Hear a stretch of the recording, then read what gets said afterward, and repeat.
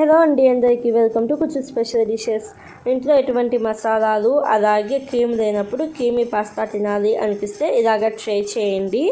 ముందుగా stove on చేసుకొని pan పెట్టుకుని 2 గ్లాసులు దాకా నీళ్ళని వేసుకొని నీళ్ళు బాగా బాయిల్ అవుతున్నప్పుడు పాస్తా వేసుకోండి. పాస్తా వేసుకొని మంట హై ఫ్లేమ్లో పెట్టేసి ఒక 5 నిమిషాల పాటు బాయిల్ చేసుకోండి.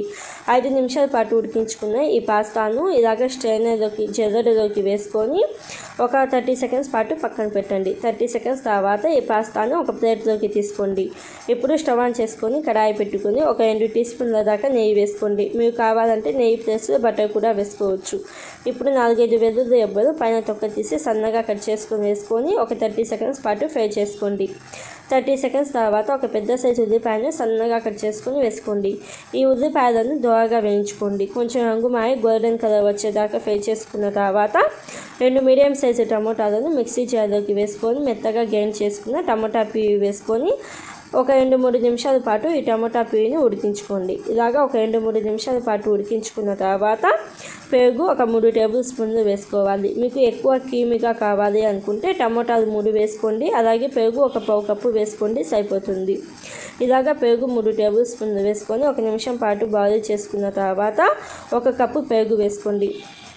పెరుగు వేసుకొని మంట మీడియం ఫ్లేమ్లో పెట్టేసి ఒక 2-3 నిమిషాల పాటు కలుపుతూ కుక్ చేసుకోవాలి. ఇలాగా ఒక 2-3 నిమిషాల పాటు ఉడికించుకున్న తర్వాత సాల్ట్ ఒక 1/2 టీ స్పూన్ దాకా వేసుకొని రెడ్ చిల్లీ 1 టీ స్పూన్ దాకా వేసుకొని ఒక 2 నిమిషాల పాటు బాయిల్ చేసుకోండి. 2 నిమిషాల తర్వాత మనం ఉడికించుకున్న పాస్తా ఉంది కదా, ఆ పాస్తా వేసుకోండి. పాస్తా వేసుకొని అంతా కలిసేటట్టుగా ఒక 2 నిమిషాల పాటు బాగా కలపండి. ఇలాగా ఒక 2-3 నిమిషాల పాటు బాగా ఉడికించుకున్న తర్వాత రెడ్ చిల్లీ ఒక 1/2 టీ స్పూన్ దాకా వేసుకోండి.